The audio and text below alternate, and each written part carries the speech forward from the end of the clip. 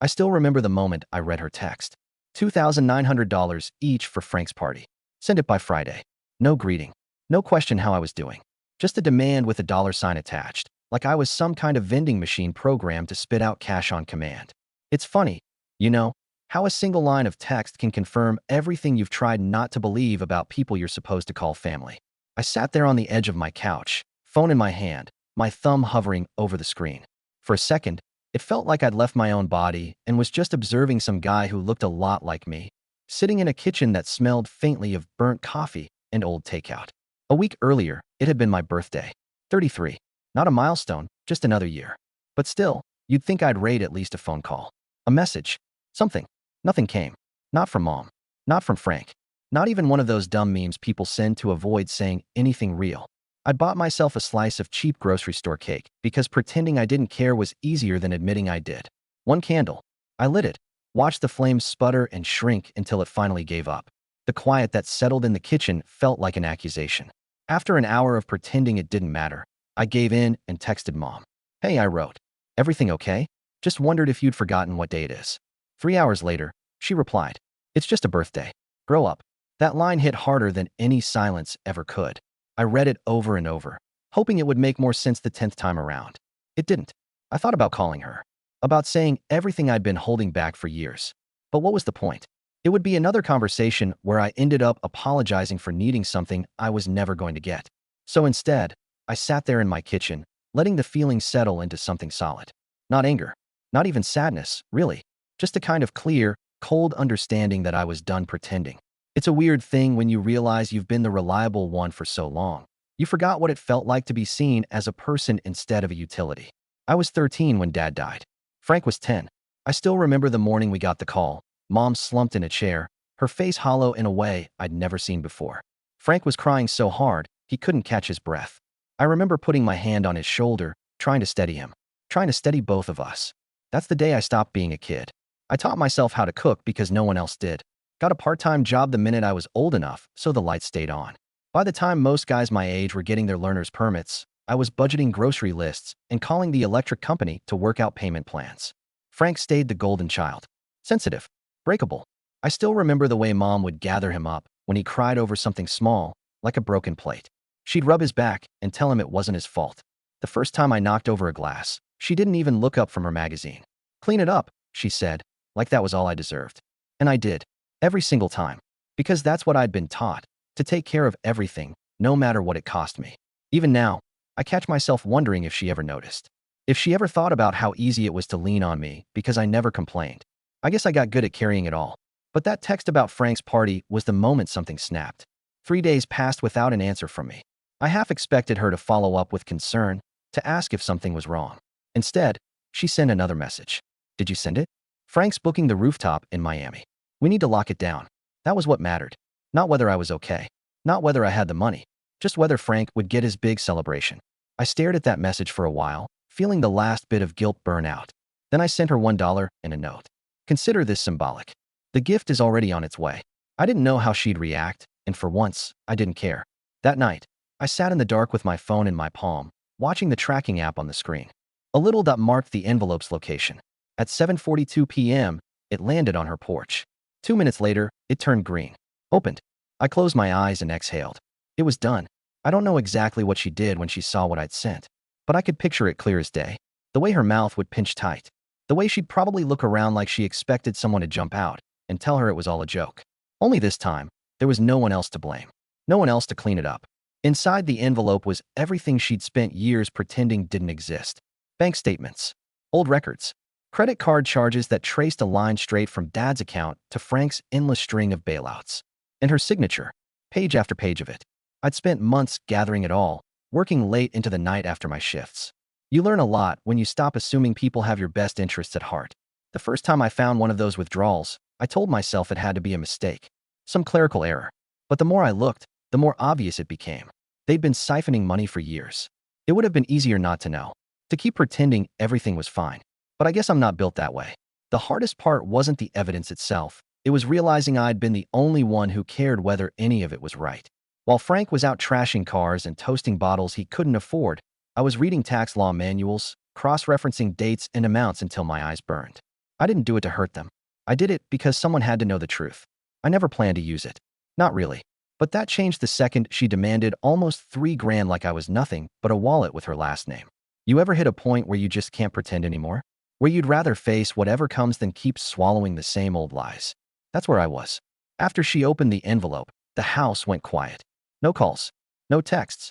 For a moment, I let myself hope maybe she was finally thinking about what she'd done. But the next morning, my phone rang before sunrise. Her name on the screen made my stomach twist. I almost didn't pick up, but I did. Her voice was clipped, controlled, the way it always got when she was angry but trying not to show it. "You think you're clever?" she said, not bothering with hello. I didn't answer. "You think this makes you better than us?" Still nothing. "You're pathetic," she snapped when I stayed silent. "Destroying your own family for what?" Some twisted sense of pride. I took a slow breath. My voice came out lower than I expected. "You erased me a long time ago," I said. "I'm just returning the favor." She made a noise like she'd dropped the phone, then hung up without another word. I set my cell down on the table and stared at the cracked linoleum for a long time. I guess I'd always known it would come to this. Later that day, Frank tried calling. 3 times. I let them go to voicemail. On the 4th try, I picked up. His voice was hoarse, like he'd been yelling. "What the hell did you do?" I didn't bother answering. "You know Mom can't handle this," he continued, voice rising. "You know she—" I cut him off. "Buy fewer bottles," I said flatly. "Sell your Rolex. Maybe then you'll survive Miami." He sputtered, trying to find something to say that would make me feel guilty. "You're unbelievable," he managed finally. "Yeah," I said. "I guess I am." I hung up and blocked his number. The quiet after that felt different. Not like loneliness. More like space I'd finally cleared out for myself.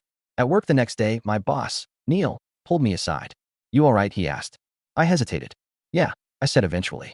"Just sorting some things out." He nodded, like he understood more than he was letting on. "If you need time, you let me know." "Thanks," I said, and meant it. After my shift, I walked home instead of taking the bus. The evening air was cool, the streets mostly empty. I thought about all the times I'd been the one to smooth things over, to make excuses, to cover for them. And for what? So they could keep pretending I didn't matter unless they needed something. That was over. When I got home, I took the folder, the one I'd labeled enough, and set it on the kitchen table. I flipped through every page, reminding myself this wasn't about getting even. It was about finally standing up and saying no more. By the end of the week, the bank sent a certified letter.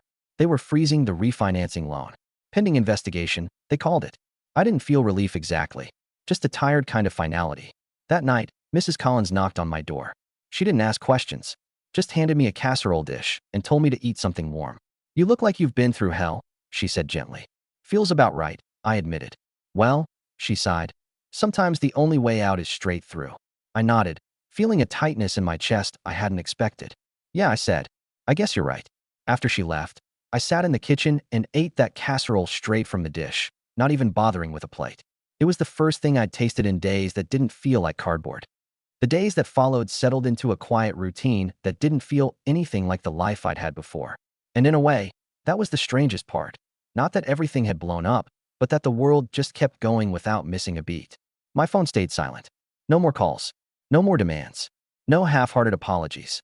The absence of noise felt almost as loud as the chaos that had come before. I'd wake up before dawn, make coffee in the chipped old pot I'd had since college, and sit at the kitchen table with my hands wrapped around the mug. It wasn't much, but it was mine. And for the first time, that felt like enough. I started cleaning out drawers I hadn't touched in years. Boxes full of receipts I didn't need anymore. Birthday cards I kept because throwing them away felt like giving up. One afternoon, I found a photo buried under a stack of bank statements. Me, Frank, and Dad standing in front of a beat-up old station wagon. Frank had his arms slung over my shoulder, all skinny elbows and wide grin. Dad was squinting into the sun, hand resting on my head like he was grounding me to something solid. I sat down hard on the floor, the photo balanced on my knee. For a second, I could almost pretend we'd been that way longer than we had. Like there was a time when we'd been okay. But even back then, there were cracks. I could see it in the way Dad's smile didn't quite reach his eyes, and how Frank was already leaning towards someone else, someone easier. I slid the picture into the bottom of the box and closed the lid. Some things didn't need to be displayed. That evening, I walked to the corner store for groceries. The cashier, a kid who couldn't have been more than 19, looked up when I set my things on the counter. "Rough day?" he asked, eyeing the microwave dinners and discount whiskey. I let out a short laugh. "You could say that." He shrugged. "At least you're not the guy who tried to pay for beer with lottery tickets." I cracked a smile despite myself. Small victories. Exactly, he said, handing me the bag. Hang in there. It was such a simple kindness, and it caught me off guard. Walking home, I thought about all the times I'd waited for my own family to say something like that. To tell me it was okay not to be okay. They never had. And maybe that was the point. Sometimes you have to stop looking for comfort in the same place that hurt you. A few days later, a certified letter came in the mail. The bank again. They confirmed the house was officially under legal review, and the refinancing application was on hold indefinitely. I read the letter twice, then set it on the kitchen table next to my coffee cup. Frank hadn't called since the last time I hung up on him. I wondered where he was staying now. If he'd finally figured out that the world wouldn't keep picking up the tab forever. I didn't feel sorry for him. Not anymore. That night, I called Neil. He sounded surprised to hear from me outside of work hours. Everything okay? He asked. Yeah, I said after a pause. Actually, better than okay. That's good to hear, he said. You seemed like you had a lot on your plate. I did, I admitted. I think I finally set it down. He didn't press for details. Just said, I'm glad, in a tone that made me think he really meant it. After I hung up, I stood by the window and watched the headlights drift past on the street below.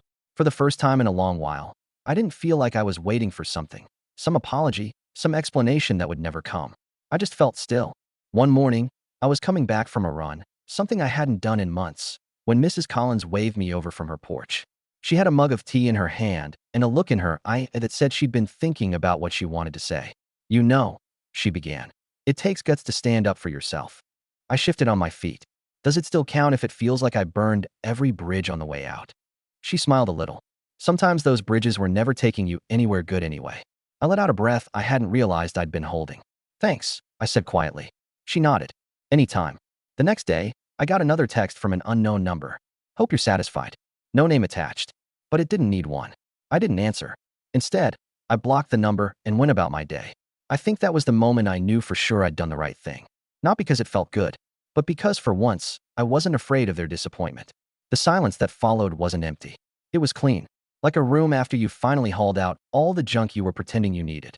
And in that space, I started to remember who I was before I'd made my entire life about being useful to everyone else. A guy who liked early mornings and black coffee. Who could spend hours reading old detective novels. Who didn't need permission to feel whole. That night, I sat on my balcony with a blanket wrapped around my shoulders, watching the sky turn from pink to gray to deep blue. And I thought, maybe this was what freedom really looked like. A week later, I woke up before my alarm. The sky was still dark outside my bedroom window, the kind of heavy blue that comes just before dawn. For a second, I lay there listening to the hush, waiting for the familiar tightness in my chest to show up. It didn't. I got up, made coffee, and sat at the kitchen table, looking around the place I'd spent so many nights trying to figure out where I'd gone wrong. Now it felt different, like it belonged to me in a way it hadn't before. I took the folder, the one I'd labeled enough, and set it on the table in front of me. Slowly, I flipped through the pages one last time. Bank statements. Photocopies of forms with my mother's looping signature where mine should have been. Proof. For years, I'd thought having proof would change everything. That if I could just show them what they'd done, they'd have to acknowledge it. Maybe even say sorry. But looking at it now, I understood it never would have mattered. Because the only thing they'd ever cared about was what I could give them. And now, finally, I'd stopped giving. I closed the folder and stood up. Walked it over to the hall closet and set it on the highest shelf, out of reach and out of sight. Not because I planned to pretend none of it had happened, but because I didn't need to keep proving it to myself anymore. That evening, Mrs. Collins knocked on my door. She held a plate of oatmeal cookies and a look that said she was worried, but too polite to say so. Thought you could use something sweet, she said, stepping inside. I smiled, feeling something unstick in my chest. Thanks. You didn't have to. Maybe, she said, setting the plate on the counter, but I wanted to.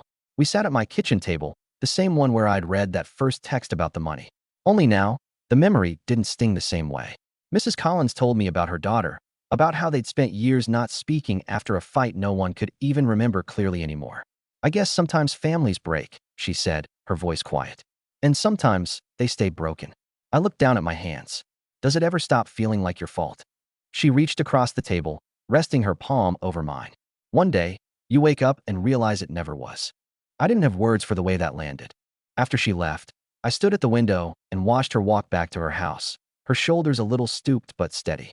I thought about how she'd shown me more kindness in a few months than my own family had in years. Maybe that was what I needed to learn. That love wasn't something you earned by being useful. It was something you gave because you wanted to, no strings attached. The next morning, I went for a run before work. The air was sharp and cold in my lungs, but it felt good. Honest. Halfway down the block, my phone buzzed in my pocket. I stopped, bracing myself for another demand, another accusation. But when I pulled it out, the screen was blank. Just a phantom vibration, a trick of my imagination. I laughed under my breath and kept running. When I got back, I made breakfast. Real breakfast. Eggs, toast, fresh coffee. I sat at the table and ate every bite, feeling something that almost resembled contentment. Later that day, Neil caught me in the break room. "You look different," he said, pouring himself a cup of coffee. "Yeah?" I asked, raising an eyebrow. "Yeah," he said, "like you finally got out from under something heavy." I thought about that for a moment. "Maybe I did," I said. He didn't ask what I meant, and I didn't offer. The rest of the afternoon passed in a kind of steady calm I hadn't known in years. That evening, I walked past the house where I'd grown up. The porch light was off, the windows dark. I stood there for a minute, hands in my pockets, trying to feel something. Nostalgia, regret, anything. But all I felt was tired and ready to go home. When I got back to my apartment, I sat on the balcony with a blanket around my shoulders and watched the last traces of daylight fade out of the sky. I thought about all the versions of myself I'd tried to be. The dutiful son, the dependable big brother, the one who never said no. None of those people had survived, and I didn't miss them, because the man sitting there in the dark, breathing in the cold night air, finally felt like someone worth being. I didn't have any illusions left. No fantasies about reconciliation. No quiet hope that one day they'd see me, really see me. And in the emptiness where that hope had lived, there was room for something else. Peace. The next morning, I woke up to the sun streaming through the blinds. I made coffee, took it out to the balcony, and sat with it in my hands. It tasted better than it had in a long time. And for the first time, I didn't feel like I owed anyone anything. Not an explanation. Not forgiveness. Not another chance. Just this quiet, steady certainty that I was done being the version of myself they needed me to be. I was finally just me. And that was enough.